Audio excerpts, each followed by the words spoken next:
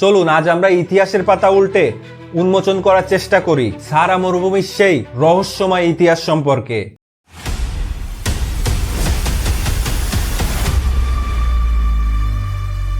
বিজ্ঞানীরা যখন প্রথম দাবি করে যে সাহারা একসময় সবুজ ছিল, কিন্তু তখন অনেকেই তা বিশ্বাস করতে চাননি।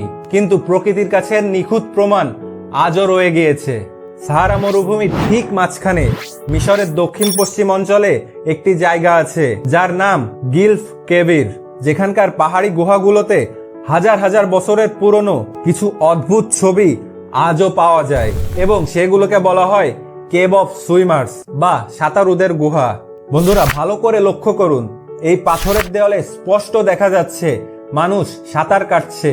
শুধু তাই নয়, এমন সব পশু পাখির ছবি আঁকা রয়েছে যা কেবল ঘন জঙ্গলে বা জলাভূমিতে বাঁচতে পারে। আধুনিক স্যাটেলাইট প্রযুক্তির সাহায্যে বিজ্ঞানীরা যখন সাহারার বালুর নিচে স্ক্যান করে তখন তারা অবাক হয়ে যান।